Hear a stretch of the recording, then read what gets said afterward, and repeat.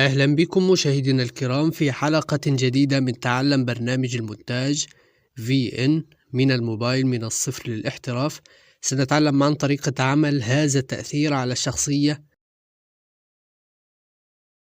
باستخدام VN، وتستطيع تطبيق نفس الشرح على كابكات بنفس الأدوات. نقوم بالضغط على New Project ونختار الخلفية Next، ونتوجه إلى آخر المقطع لنزيل العلامة المائية بدون أي رسوم، ونضيف طبقة فوق الخلفية ونضع الشخص، ثم نقوم بتكبيره بحجم الشاشة أو بالحجم الذي تريده من خلال خيار الفت، وأقوم بعمل دوبليكيت أو تكرار للطبقة. وفي الطبقة التي في الأعلى نقوم بتعديل وضبط الألوان والسطوع. في الإكسبوجر نقوم بزيادته، وفي البرايتنس نقوم أيضا بزيادته بعض الشيء، ونقوم بالضغط على علامة الصح ونتوجه إلى الماسك ونختار ميرور ونضبط حجم الماسك ونقوم بتدويره، ومن هذا السهم نقوم بسحبه قليلا ليعطينا تأثير احترافي، ونرفعه بعيدا عن الشخص، ونضيف كي فريم ونتحرك ثانيتين مثلا أو عدد الثواني التي تريدها، ونضيف كي فريم آخر ونحرك الماسك بهذا الشكل لنرى النتيجة. وها هي النتيجة كما ترون، نتيجة احترافية. فلا تنسوا الاشتراك في القناة وتفعيل زر الجرس ليصلكم إشعار بالفيديوهات الجديدة، وانتظرونا في حلقات قادمة لتريكات مونتاج احترافية. في هذا الفيديو سنتعلم معا طريقة عمل هذه التركة باستخدام تطبيق VN، وتستطيع تطبيق نفس هذا التأثير باستخدام كابكات. أولا ندخل إلى التطبيق ونقوم بالضغط على علامة زائد New Project. سأترك لكم جميع الملحقات في صندوق الوصف، وإذا كنت تريد تصميم الملحقات الخاصة بك تابع المقطع للنهاية، سأشرح في النهاية طريقة تصميم هذه الملحقات. نختار الخلفية ونضغط Next، ونذهب لنهاية المقطع لحذف العلامة المائية، ونضيف طبقة وهي الخلفية الحمراء، ونجعلها بحجم الشاشة من خلال خيار فت، ونتوجه إلى الماسك ونختار ماسك لينير ونحدده بهذه الطريقة، ونسحب السهم ليعطينا هذا الإفكت، ونضغط على علامة صح، ثم نقوم بإضافة النص.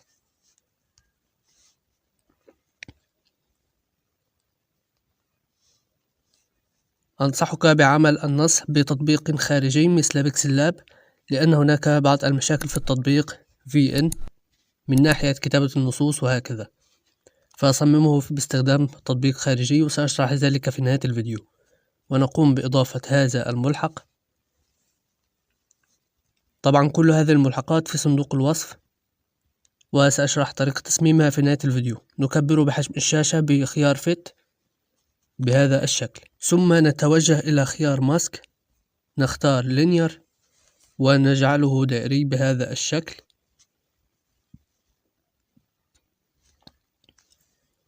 ونسحب السهم ليعطينا هذا التأثير، ونحركه هنا بحيث لا يظهر الملحق الذي قمنا بإضافته، ونقوم بإضافة كي فريم ونتحرك ثانيتين أو عدد الثواني التي تريدها، ونضيف كي فريم آخر ونحرك الماسك بهذا الشكل ليظهر معنا الملحق. وهذه هي النتيجة النهائية. كما ترون نتيجة احترافية جدا. ثم نقوم بحفظ الفيديو. لنقوم بتصميم الملحقات نقوم بتوجه لتطبيق بيكسل لاب، ونقوم بتحميله من متجر بلاي، ونقوم بفتحه، ثم نقوم عند فتحه يظهر لك هذه الواجهة. نقوم بالضغط على الإلغاء، نحذف النص من خلال اللايرز، نختار المقاس الذي نريده، من هنا أبعاد الصورة، وتكتب المقاسات التي تريدها.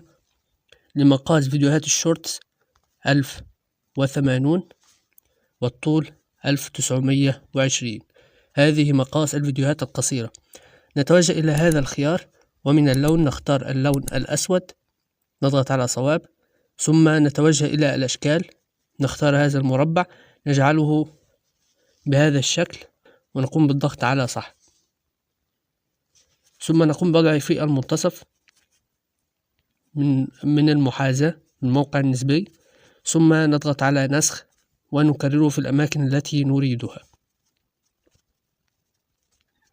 ولنسهل علينا أن عمل هذه الخطوة نقوم بدمج ما عملناه معا هكذا، ونضغط على هذا الخيار دمج، ونكرره بشكل أسهل وأسرع، ونحرك الأماكن التي نريدها.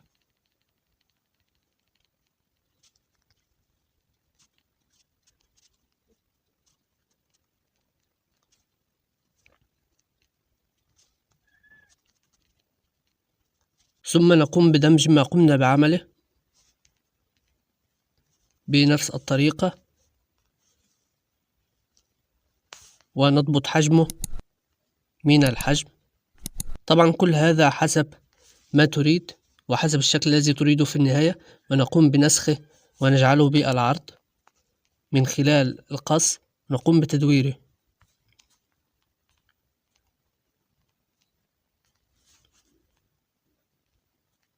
ثم نقوم بعمل نسخة أخرى ونحركها إلى الأسفل.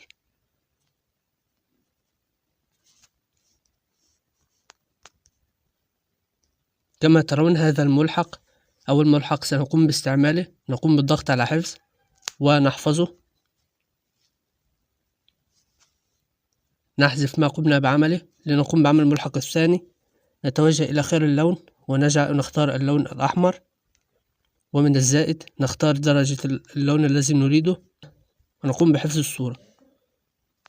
ثم نقوم بتصميم النص والكتابة التي نريد أن تظهر معنا في المقطع.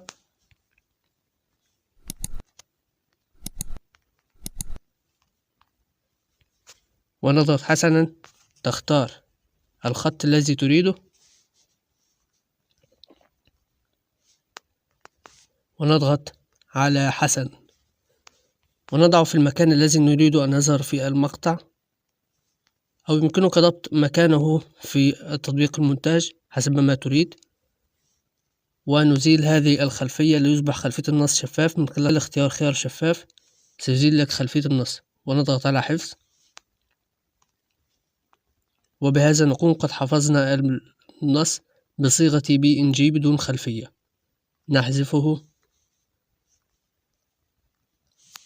نقوم بتصميم الملحق الأخير، نختار شكل مربع، ونختار الحجم الذي نريد، والقطر نجعله للآخر، ونضبط الارتفاع بهذا الشكل. ثم نزيل الخلفية ليصبح PNG شفاف، ونحفظ الملحق. بطريقة تكون قد صممت الملحقات التي تحتاجها لعمل هذا المقطع. لا تنسوا الاشتراك في القناة وتفعيل الجرس ليصل لكم إشعار بالفيديوهات الجديدة، وانتظرونا في حلقات أخرى عن المونتاج واحتراف المونتاج من الجوال والكمبيوتر بإذن الله. شاهدوا الحلقات الأخرى من خلال قوائم التشغيل.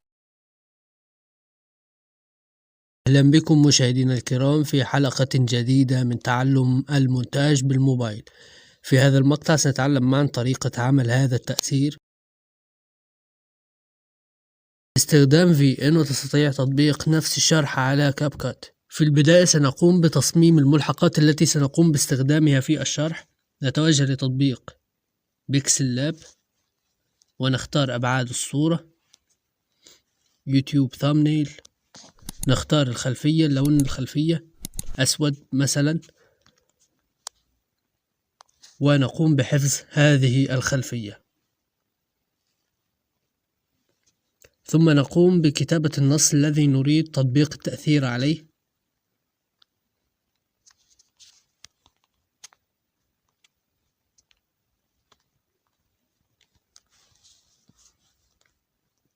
ونختار الخط المناسب،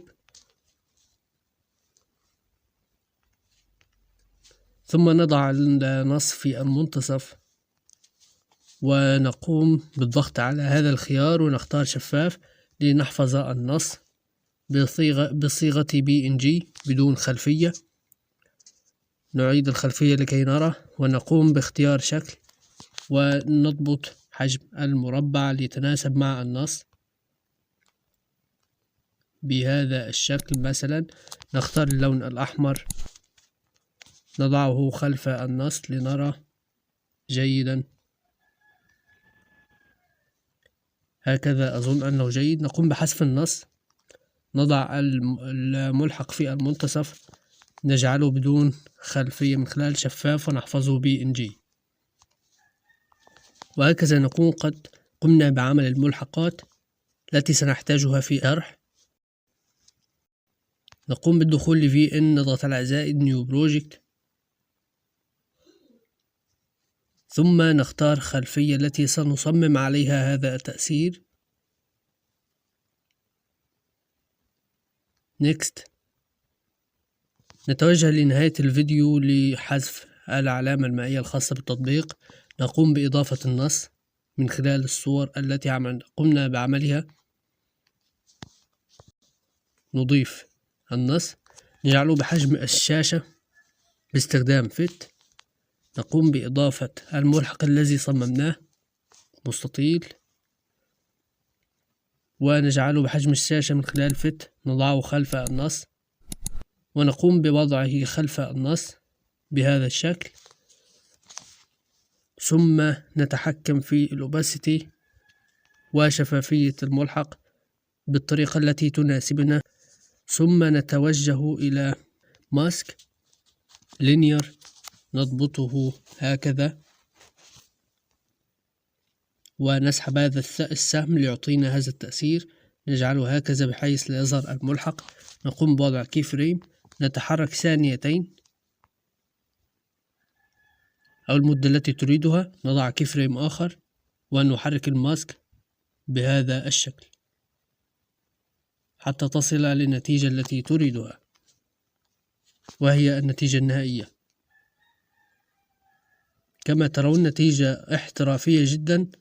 لا تنسوا الاشتراك في القناة وتفعيل الجرس ليصلكم كل جديد، وشاهد باقي المقاطع التي نعلمك فيها تريكات مونتاج احترافية بالجوال من خلال قوائم التشغيل.